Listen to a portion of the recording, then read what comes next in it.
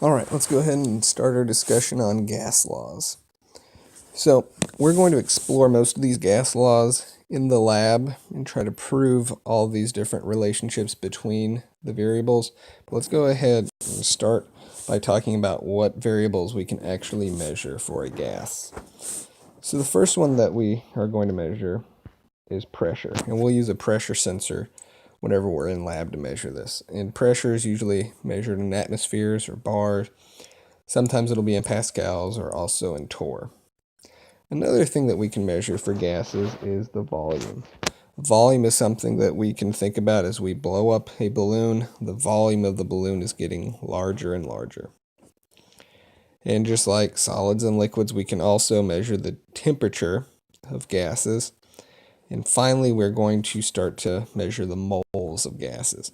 So we're going to explore the gas laws, and we're going to combine all of these different measurements and try to create a relationship between these.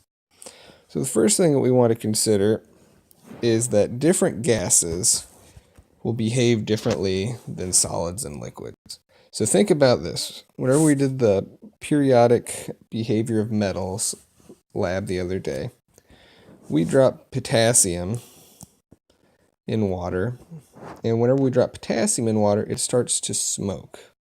Okay, we dropped lithium and we also dropped calcium, and all these had a reaction with water. Okay, there were a high degree of reactivity. But then whenever we added things such as lead or silver or copper with water, these didn't react. In fact, these didn't even react at all with acid.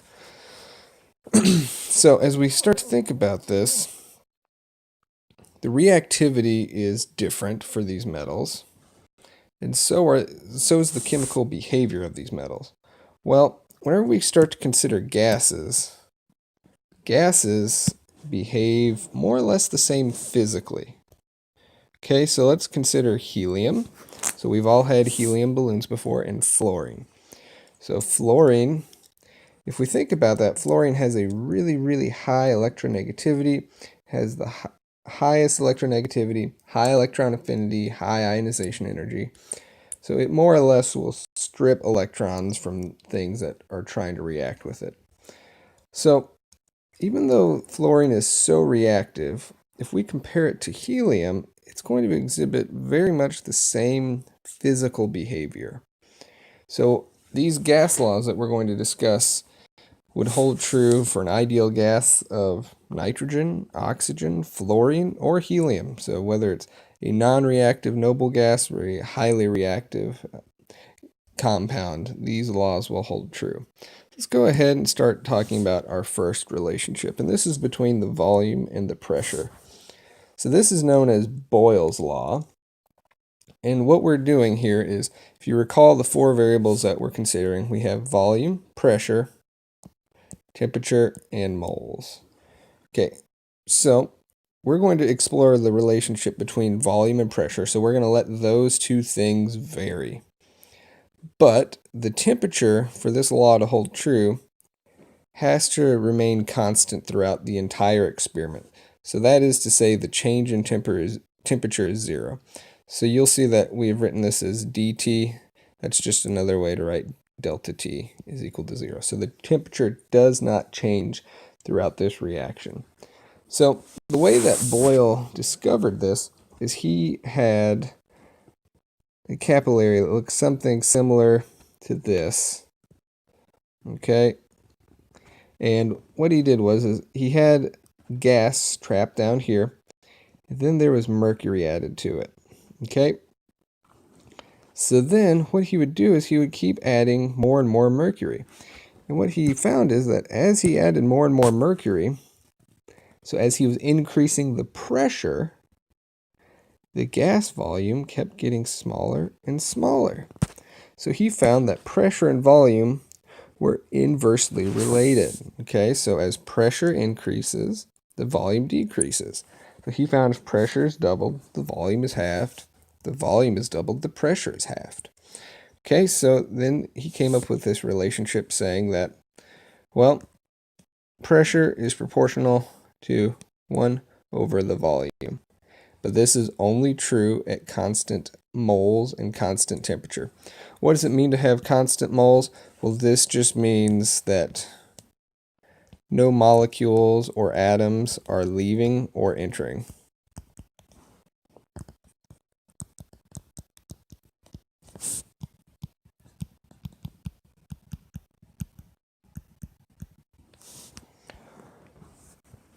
All right, so Boyle's law, we'll explore this in lab as well.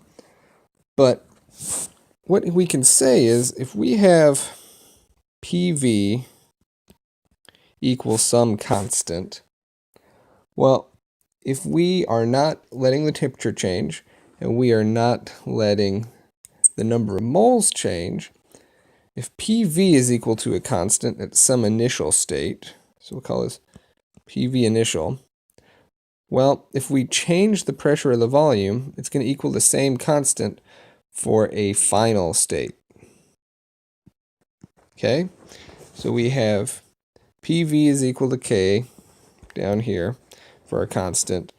And then if we change the conditions, we change the pressure and the volume, we'll end up with the same constant. So we can write the initial pressure volume, that product is equal to the final pressure volume product. And so we can go ahead and write this equation. P1V1 equals P2V2. So this allows us to calculate a change in the pressure if we know how the volume's altered, or maybe a change in the volume if the pressure is altered. So, but you just have to know either the initial set of conditions, so P1, V1, and then one or the other of the pressure and volume change. And you can solve for your unknown variable because the product of PV is equal to some constant K. There's another gas law, and this one explores the relationship between volume and temperature. And this is known as Charles' law. So for Charles' law, we're exploring the relationship of volume and temperature. So that means that we are holding the pressure constant. So we're at constant pressure, so the change in pressure is 0. And again, we aren't letting molecules enter or leave, so the change in moles is also 0. Okay, so we'll talk a little bit more about this in class, but this was whenever Lord Kelvin introduced that absolute 0 temperature scale.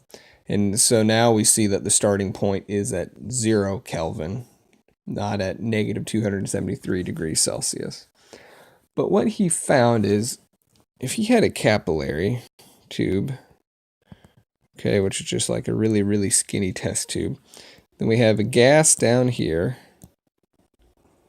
and then he had mercury here. Okay, so this mercury is keeping anything from escaping. What he would find is as he was going to heat this sample up, the gas would change from occupying that volume at a low temperature, and it would still have the same amount of mercury. It would then occupy a much greater volume. So what we could say is that if the temperature is doubled, the volume is doubled. Okay, if temperature is halved, then the volume is halved. So this would be a direct relationship between the volume and the temperature. Okay, so if V is proportional to T, then we can write that V over T is equal to K.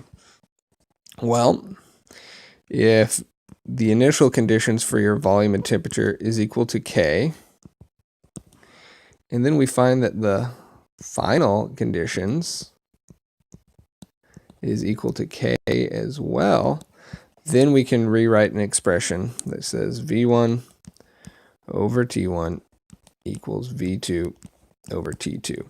So this would allow us to solve for a change in the system. Okay, but the important thing to realize here is that the volume of a fixed amount of gas at a constant pressure is directly proportional to the absolute temperature of the gas. So that absolute temperature, your temperature here for this relationship to work, it has to be in Kelvin. If you don't solve for this in Kelvin, you're going to get the wrong answer. So you always have to convert degrees Celsius to Kelvin for all gas laws. All right, so The next gas law is between pressure and temperature, and this is known as Monton's or Gay-Lussac's law. So this explores the relationship between pressure and temperature. All right, in this case, we're going to have the volume held constant and the moles held constant. So only the pressure and the temperature are allowed to change. So again, remember that your temperature has to be on the Kelvin scale. So what we find here is that pressure and temperature are directly proportional to each other. As the pressure is doubled, the temperature is doubled. If the pressure is halved, the temperature is halved as well. So we can say that pressure is proportional to temperature. So we can say P over T is equal to K in a similar fashion as in Charles' law. All right, well, if the initial pressure over the initial temperature is equal to some constant, well, what happens if that final pressure and the final temperature are equal to that same constant? Well, then we can write P1 over T1 equals P2 over T2. Okay, so this is Gay-Lussac's law, and we'll try to demonstrate this in lab as well, but this shows the relationship between pressure and temperature and how they are directly related. So all of these gas laws were discovered first in the late 1600s and in the early 1700s. And then in the early 1800s, Avogadro came along, and he had a hypothesis that said, if you have constant temperature and constant pressure, okay, and then you have equal volumes of different gases, these will contain the same number of molecules. So what that means is that the volume of any gas must be proportional to the number of moles or molecules present. And so I think the best way to think about this is if you're airing up a basketball or something with a somewhat structured shell to it, as the pressure is not going to change until you get to a high number of molecules. But as you air up the ball, you're adding more and more molecules of gas in there. And as you're adding more molecules of gas, the volume is going to start to expand. Okay, so from here we can write that as N is doubled, V is doubled. As N is halved, V is halved. So this volume only depends on the amount of moles present, or the molar amount. So we can write that V is proportional to N, okay, and V over N is constant at some constant temperature and pressure. So what we can do is we can start to combine all of these gas laws. And whenever we combine all of these gas laws, we can end up getting the ideal gas law. So how do we go about this? Well, first consider what Boyle's law says. Boyle's law says that V is proportional to 1 over P. So that's Boyle's law. Charles' law said that V is proportional to T. And Avogadro's law said that V is proportional to N. So if we combine all of these expressions into a single expression to show the behavior of gases, what we'll get is that V is proportional to N times T over P. Okay, well, remember that to make these equal, right now we said that they're proportional. So to make them equal, we're going to introduce a proportionality constant. And we're going to call that constant R. So we'll have V is equal to nRT over P. And rearranging this, we'll get PV equals nRT. So some people remember this is Pivnert, but PV equals nRT. This is your ideal gas law. And what this tells you is if you know any three of the variables, P, V, T, or N, you can calculate the fourth variable using the ideal gas law. Okay, and if we rearrange this ideal gas law, we can see how this shows all the gas laws that we've discussed previously. If you rearrange the ideal gas law for Boyle's law, PV equals nRT, well, remember for Boyle's law, the number of moles is constant, and the temperature is constant, and then R is a proportionality constant, so we get PV is equal to K, just like Boyle's law states. If we rearrange the ideal gas law for Charles' law, so we have PV equals nRT, well, we need to get V and T on the same side. So we'll divide both sides by T, and divide both sides by P, so we'll have V over T is equal to nR over P. Well, for Charles' law, there's no change in moles, there's no change in pressure. So this will give us Charles' law, and the same thing for Avogadro's law. If we isolate V over N, we'll get RT over P. So you can rearrange the ideal gas law to get all of these previous gas laws out. Okay, well, we said that all of these are tied together by some proportionality constant, R. So what is R?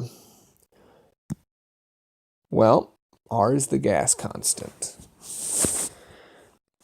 And this is calculated from the molar volume of a gas. And this is assuming that at STP conditions, so STP for a gas means 0 degrees Celsius, which is 273.15 Kelvin, and a pressure of 1 atmosphere, that 1 mole of gas will occupy a volume of 22.4 liters. Okay, so what we're going to do here is, as we use the proportionality constant R, is you really have to pay attention to the units, because this will allow you to solve for one of your unknown variables. So your temperature on all of these is always in Kelvin. So you have to make sure you convert your temperatures to Kelvin. Moles is going to be in moles, so moles is constant throughout. But then the only thing that's really going to change is whether you have your pressure in atmospheres or in bars. Okay, so your volume will be in liters, but your pressure can change. And later on this semester, whenever we start to talk about some energetic values, we'll use this 8.314. But for right now, we're just going to use probably this one the most, 0.0821 liter atmospheres per mole Kelvin. So this is your proportionality constant to use whenever you have measured your pressure in atmospheres. So let's go ahead and do a sample problem. How many moles of gas are in the lungs of an average adult with a lung capacity of 3.8 liters, assuming that the lungs are at 1 atmosphere and a normal body temperature of 37 degrees Celsius? Okay, well, first we have to spell capacity, right? But then you want to make a list of your variables. So P, V, N, T. Okay, so, well, what's our pressure? Our pressure is 1 atmosphere. What's our volume? Well, look for something that's in liters or milliliters. So the 3.8 liters, go ahead and convert that. If it wasn't in liters, 2 liters, so 3.8 liters. What's moles? Well, that's what we're looking to find, so we don't know moles. And our temperature, 37 degrees Celsius. But we know that we need to convert that to Kelvin, so we have to add 273 to that, because temperature in Kelvin is equal to your temperature in Celsius plus 273. And if you have a decimal, you can always do that 0.15 in there as well. Well, we don't have a decimal here, so let's see, we have 273 plus 7 is 280, plus another 30 is 310. So we're at 310 Kelvin. So, well, which R should we use? Well, since the units on pressure are atmosphere, we need to use the 0.0821. So before we get ready to plug and chug, let's go ahead and solve for our unknown variable. So PV equals nRT. So rearranging for N, we'll get N is equal to PV over RT. So you just have to plug in your 1 atmosphere, your 3.8 liters, your temperature, which is 310 Kelvin, and then you have to make sure you use the correct R. 0.0821 liter atmospheres per mole Kelvin. All right, so now what you want to do is you want to go ahead and check that all your units cancel out. So atmospheres, cancel. Liters, cancel. Kelvin will cancel.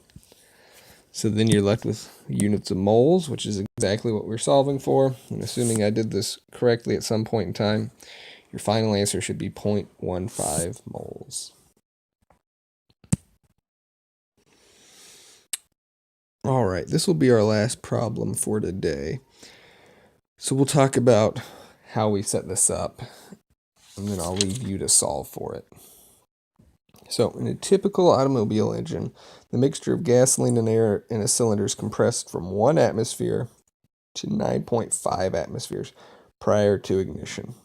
If the uncompressed volume of the cylinder is 410 milliliters, what is the volume in milliliters when the mixture is fully compressed? Assume N, R, and T are constant throughout. Well, it's not an assumption to assume that R is constant. R is a constant. But so, how are we going to go through and solve for this? Well, if we say that N, R, and T are constant throughout, we can write, well, P1, V1 is equal to some constant. And if N, R, T are constant, then we know that P1, V1 will also equal P2, V2. So we can use Boyle's law here. And then since we're going to solve for the volume, V2, we can write V2 is equal to P1, V1 over P2. So in this case, you don't have to convert your volume from milliliters to liters, because if you did, you're just going to have the same conversion factor both times. So it is okay for here if you're using pressure or volume. You can keep the units the same because they will cancel out, because you're going to have to multiply by those conversion factors. However, if we're looking at varying the temperature, you can't keep your temperature in degrees Celsius. You have to change that, because the conversion for temperature, remember, is you're adding that 273. So you're going to have to change because the magnitude of the number will actually change. All right, so now you know how to solve this problem, but let's go ahead and talk about a more general solution for combining the gas laws. So we can write PV equals nRT, and we're going to get Boyle's law from this derivation. So if we have PV equals nRT, we said that R is a proportionality constant. So we can write PV over NT is equal to some constant R, the proportionality constant. And if we wanted to, we could say, okay, well, let's go ahead and add that this is the initial conditions. P1 V1 over N1 T1 is equal to R. So this is before the change. And then we can also write that, well, after the change, we have PV over NT equals R as well. So these are your final conditions, and we'll call this state 2. So P2 V2 over N2 T2 equals R. So we can combine these two expressions to have P1V1 over N1T1, that's definitely a 1, not a 2, equals P2V2 over N2T2. Okay? So this is the combined gas laws, and this is really useful for solving for something when you have a change in state, or a change in conditions would be a better word. And what we can do is, because we're almost always assuming that no moles are lost, we're always assuming that we have an isolated or a closed container. So we can actually drop this N1 and N2 out of the equation. We'll tell you if it doesn't, but so now we have P1V1 over T1 equals P2V2 over T2. Okay, well how can we get the way we solve for this problem first using Boyle's law? Well, if you know your combined gas laws, P1V1 over T1 equals P2V2 over T2. If you go back through and read this, it says that assume N, R, and T are constant throughout. Well, if they're constant, they're going to cancel each other out. So we get P1V1 equals P2V2. Because those temperatures cancel out, we can get the same thing. So instead of memorizing all of the individual relationships, I would memorize P1V1 over T1 equals P2V2 over T2. All right, so this is the gas laws. If I were you, I'd go through and finish solving this problem. Make sure that you can get it, and then we'll pick up with stoichiometry and gas laws problems next time.